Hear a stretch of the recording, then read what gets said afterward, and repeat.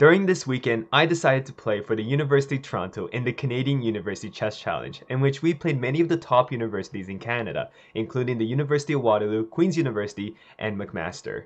Now, today I just want to show you one of the games I played out of the 10 games I played this weekend against a candidate master in which I managed to win in 13 moves. How did I do that? All of that coming straight up.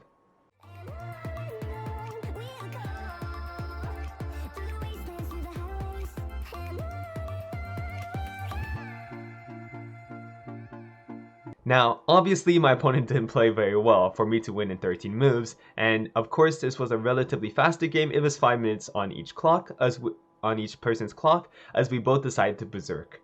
So I began the game with pawn d3, and in case you guys are new to the channel, this shouldn't be coming too much of a surprise to you, because this is one of my favorite openings. It's basically a reversed black lion defense or a Philidor defense. And so my opponent responded naturally. He played pawn e5. I decided to play knight f3, and my opponent decided to play knight c6. All very normal. I decided to play knight bd2, and my opponent decides to play pawn f5. Pawn d5 is much more common in these positions, and this just leads to a normal Philidor defense. In case you guys haven't watched my videos on those, I definitely recommend you guys to check them out. And which is a very simple idea: b4, b5, win the e5 pawn.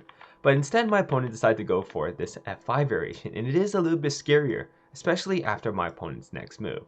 Now, when I was an intermediate/beginner player, I used to be always scared about this pawn f4 move, and usually I don't want my opponent to be allowed to do this. However, as I've got better and better, I realized this f4 mistake, though it looks scary, though it looks menacing, because it looks like your opponent's kingside attack is going to be so fast, so strong against your king, there are actually ways to play around this.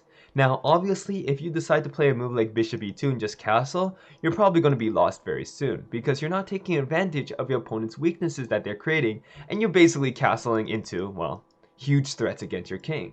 So instead, what move do you play in this position? I want you guys to think. And so in this position, I decided to play pawn c3. And pawn c3 makes a lot of sense. If you guys don't know me, pawn c3 is probably one of the most underrated moves that you can play in a chess game, because it has many different ideas. You could be going pawn d4, you can go in pawn b4. There's so many different ideas you can play in these positions with this pawn c3 move. And this is why I like it a lot. And as you guys can see, I'm probably threatening to counterattack in the center. And if there's one thing you learn from this video and take away from this video, I hope you guys remember, if your opponent's just trying to go for a pawn storm when their king is still in the center, break open the center, because then that way you can make your opponent's king exposed. And so this pawn c3 is nice, and my opponent plays knight f6, and I break out in the center with pawn d4. I say to my opponent, hey, if you want to play g5, I'm just going to take on e5, and I'm just going to win a pawn here. So boom, boom, and I win a pawn, and all of a sudden I'm taking control of the game, because even though this looks scary, I'm the one with the tempo, I'm the one with the initiative. So my opponent's not that bad. He decided to play pawn d6 here, and I just decided to play bishop d3, defending my pawn in e4 in case this knight wants to move in the future to attack e5. So my opponent plays h6. And now I could have considered playing a move like pawn h4, but I just didn't really want to play this move because it weakens my king side, and it also allows my opponent to have a pretty nice bishop on g4. So I decided to play the next idea that you can have in these type of positions, and it's this b4 move. And this b4 move is very normal in these positions, because it causes and it starts one of these ideas that I like to call the cowboy attack in chess. And at the intermediate level, there are really only two plans you can really go for: attacking your opponent's king, where it's pretty self-explanatory. You attack your opponent's king, you checkmate them, you win the game. Now a cowboy attack is a little bit different, because you're attacking the queen side, but the idea is very simple. I'm going to try to attack the queen side and use my control of the queen side to affect the center, and from the center I can affect the king. And as you guys can tell, well, me attacking here from the front is probably not going to work, because our opponent's forces are all defending these squares. But if I attack from his weak point over here, this should be an easy win. So in this position over here, a couple of you guys might be considering just taking here, and then taking here this pawn for free. But I calculated this, and I thought to myself, this should work for me, because I can check, fork the king and knight, and if he plays knight there, I can just play over here, just winning the knight this way. So I don't think my opponent can take that way. So in this position after pawn b4, my opponent just says he's going to play pawn g5, which is a mistake. I want you guys to pause the video, think to yourself why you think this pawn g5 move is a mistake. I know it looks scary. Look at this triangle formation over here. It's so strong. But why does this fall apart, and why doesn't this work? Take a moment, try to think about why this doesn't work. And if you guys did, you guys might have realized that pawn b5 is super duper strong in this position. And what does pawn b5 do? This thing I mentioned before. Kicks the knight away so we can affect the center. And this is a common Philidor idea. You kick the knight away and you win the e5 pawn. And so from here, everything basically falls apart for my opponent. After this move here, he realized, wait a second, there's no more target to attack on the king side because the knight moved to e5.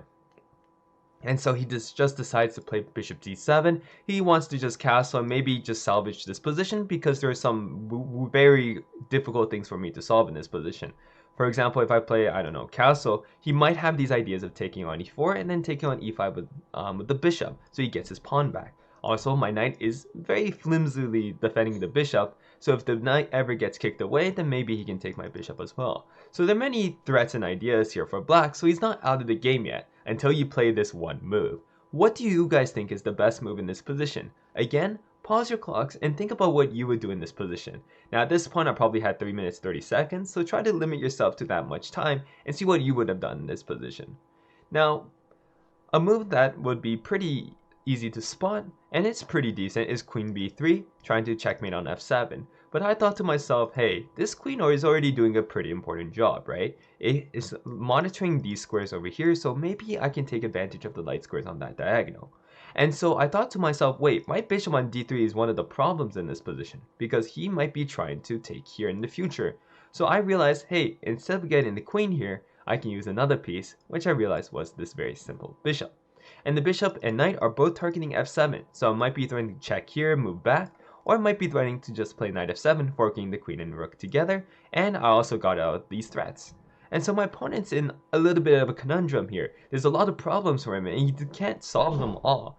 If you just allow me to play knight f7, you're down to exchange. If you allow me to play bishop f7, you can't castle anymore, and your king's on the terrible spot. And if you guys forgot, I'm also up a pawn at this point. And as you guys can see, this cowboy attack strategy is actually doing quite well. I'm affecting here, and using this side of the board, I can affect the opponent's king.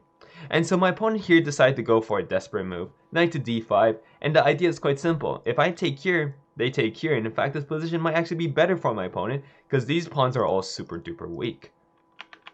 So in this position, this is just a much simpler move, much more direct, and my opponent forgot that his knight on f6 was doing something important.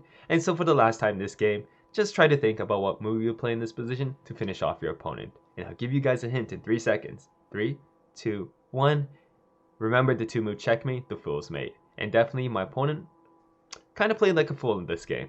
Does he usually play like this? Most definitely not. I've played him many times. He's a super strong opponent. And he usually, beats me or gets very good positions against me. And so in this position over here, you just play queen h5 check. And queen h5 check just destroys my opponent, because if he decides to move king here, that's checkmate in 1. So the only way to block is knight g6 check, but there's just a very simple checkmating idea here, in which you check here, over here, check, back here, knight g6, king to e8, and queen to f7, and that is checkmate.